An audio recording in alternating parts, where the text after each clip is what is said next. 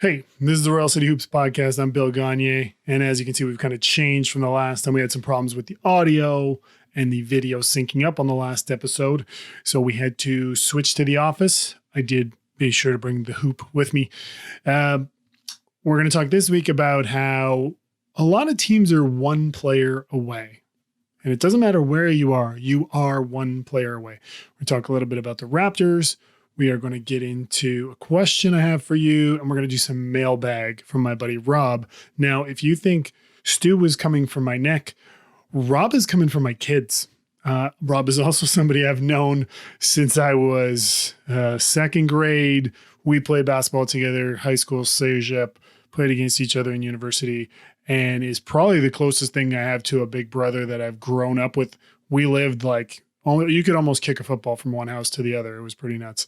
So I take it all in good fun. But he came at me last week about some of my details. I was like, hey, this is just for fun. There's only like 20 people listening to this. So ease up, buddy.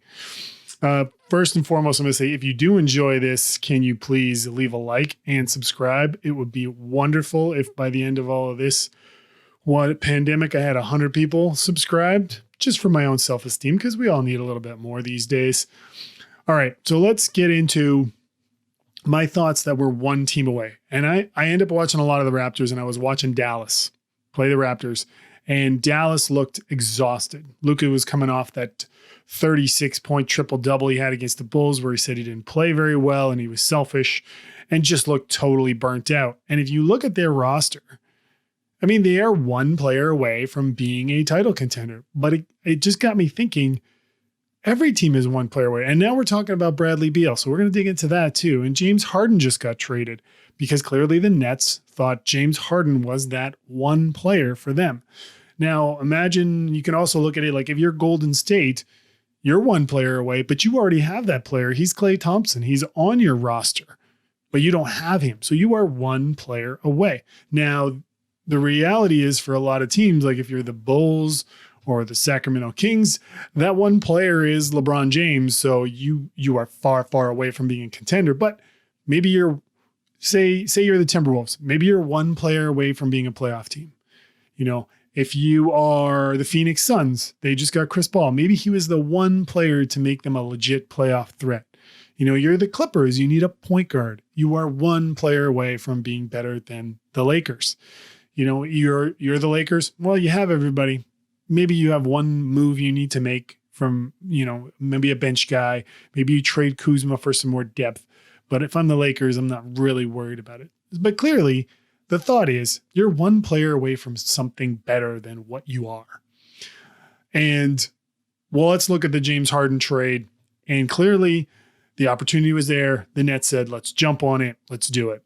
Next up is Bradley Beal, who's on the list. And one of the things complicating all these trades that I was listening to Brian Windhorst talk about on the Hoop Collective is all the protections on the picks.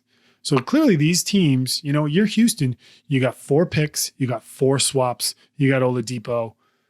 Here's the challenge with those picks. And let's use the Minnesota and Golden State trade, where Minnesota traded their first round pick this year that is top 3 protected. And if it is a top 3 pick this year, that means next year they are getting the Timberwolves pick, no matter what it is, because it is unprotected.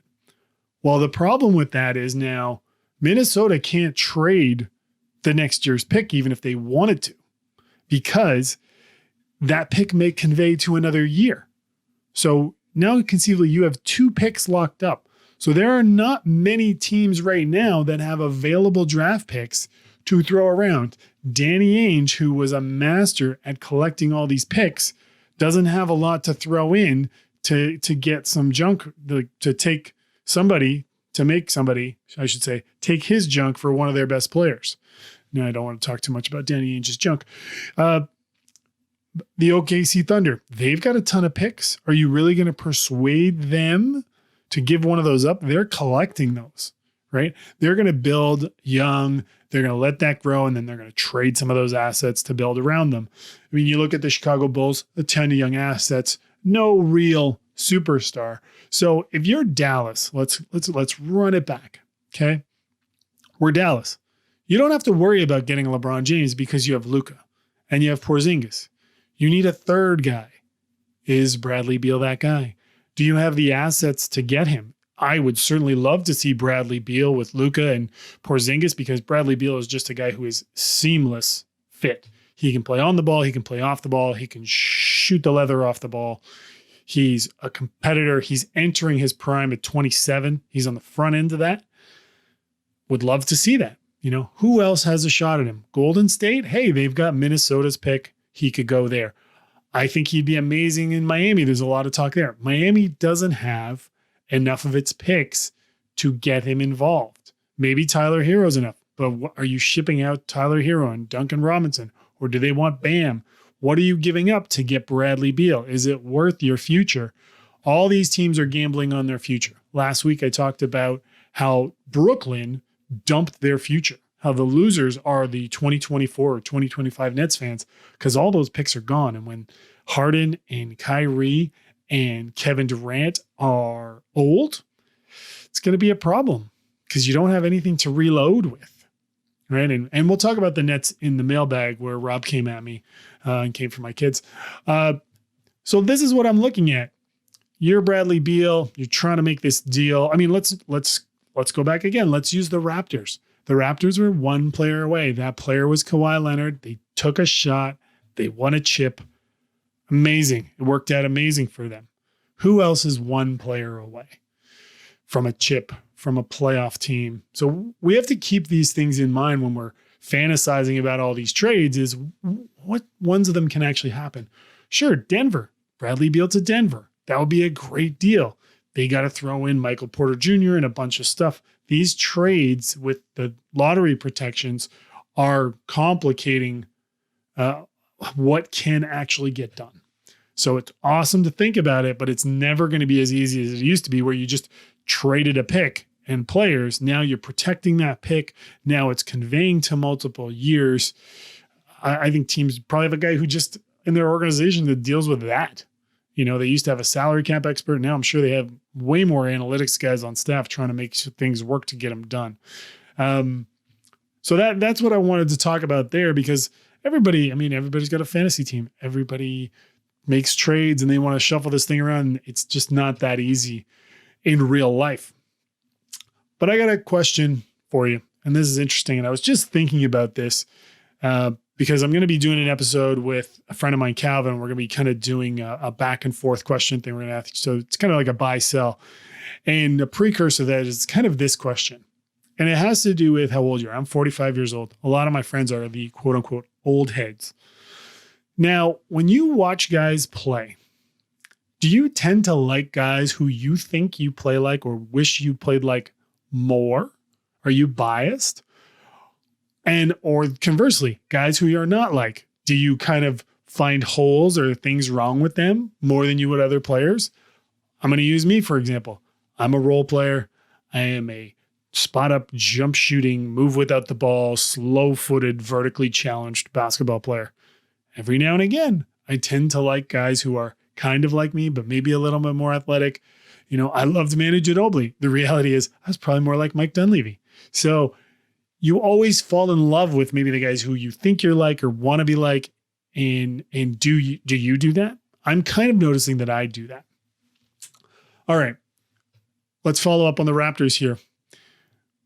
We were talking earlier that, they're probably going to get it together. They're going to rifle off some wins.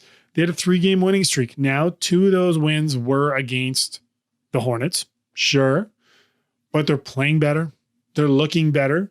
I think they are currently 6-9 heading into tonight. Hey, that's pretty good. They're doing way better. And I think they'll eventually climb back to that 500 mark, be in the playoff mix. Do any of us really believe that Cleveland and the Knicks are for real in a 72-game season? Of course, if we make it to 72 games. No. Do we believe that Denver belongs at the closer to the bottom of the standings in the West? No. Are the Spurs probably going to fall out? Yes. Do we think Minnesota is the worst team in the league? Yes, they are going to stay there. Detroit, they are going to stay there. So conversely, Golden State looks pretty good for that top 3 pick this year or next year because Minnesota they might be the new Clippers as the worst franchise in the NBA. And are they ever really going to get it together? It doesn't seem like it. But back to the Raptors. Playing better, heading into the quarter mark of the season. We played 16, 17 games. Where are we going to end up? I think we're going to end up where we think they are, 500. What's Kyle Lowry? What's his situation? What's going to happen with some of these big contracts? He's playing well. I thought Mike Conley was a guy who was going to get traded, but I don't know. He's playing pretty well for Utah. Let's talk about OG, right? Let's forget Kyle's situation. Let's talk about OG and how well he's playing and how much I enjoy watching him. They talk about trying to be a star in your role. Be a star in your role. OG is sliding into that star in his role. His three-point shooting has gotten better. He's defending. He's doing all those little things. No, he is never going to be the break it down 25 a game bucket getter that people talk about. That doesn't mean he's not an extremely valuable piece on this team or on any team. You got a 3-and-D guy who's elite, who can guard bigs, who can guard smalls, who can switch, who's tough, who doesn't need the ball. You don't have to run a play for him and can make a play. He gets downhill on these straight line drives and the defense steps in. He can make a pass. Sure, he makes some poor decisions underneath when he gets a rebound and he decides to just force it right up. But hey, he earns that. He earns that by getting in passing lanes, guarding the other team's best player, and doing whatever it takes for them to win. So I'm really excited about the prospect of he and Pascal being around long term. And you know what? If the Raptors stand pat and don't trade Kyle and they just wait things out and use their picks wisely, I'm excited about that as a Raptors fan. All right, time for mailbag. And Snoop Robbie Rob coming for me over my call. One, apparently I said the wrong thing about Karis LeVert, that it was his kidney and not his liver.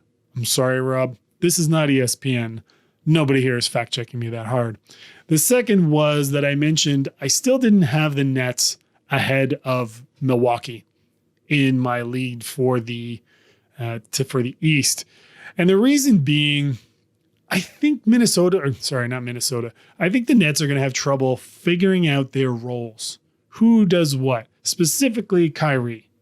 And then what about the players around him? You've gotten rid of Jared Allen. So now you've got a mediocre, like on again, off again DeAndre Jordan, who is not the player he used to be. Can still have good games, but you're not going to get it for 72 games and will be tough in the playoffs when, you know, your body's that aged and he relied heavily on his athleticism. He's not the same defensive player he once was. Doesn't mean he's still not really good. And they've got a rookie backing him up. Now, I'm sure they're going to run out a lot of lineups with no center, but they gave up a lot. And you're seeing right now the fact that defensively they were poor and are even poorer now play out.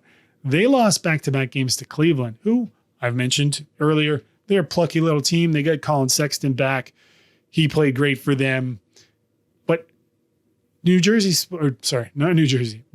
is supposed to be the world beater. I know they're not going to have it together right away, but these are just things that I'm still concerned about. How is Kyrie going to handle reduced usage? He isn't really a catch and shoot player. Harden's going to be the point guard in my mind. He's a better passer. He's a better playmaker. I thought that OKC back in the day should have kept him instead of Westbrook, but that didn't play out simply for that playmaking ability. He can make guys get guys open, get guys shots.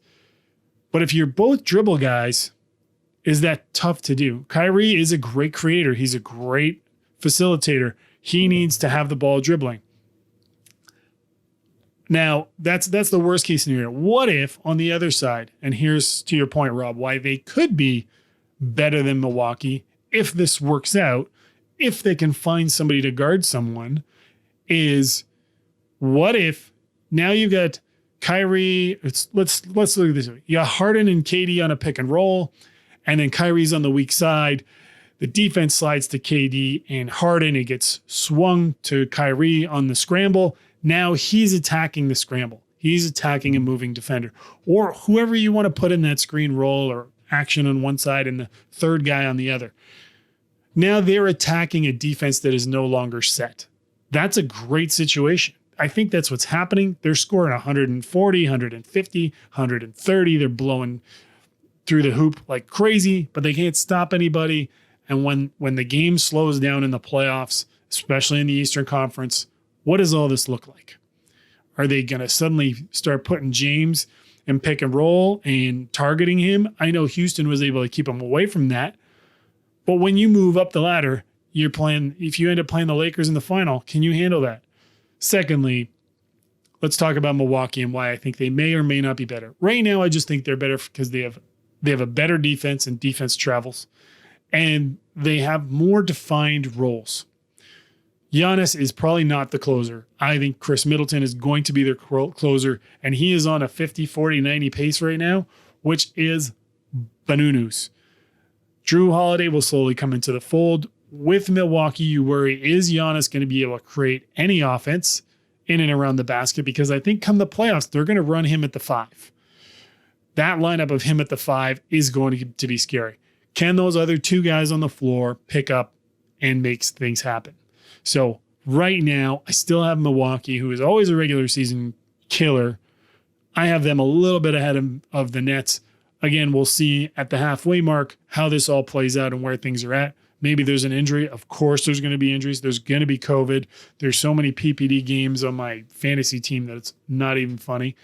And let's look forward to more basketball because I've been loving having it back and I've enjoyed doing this. So like if you like, comment if you have something to say, and subscribe at your own risk.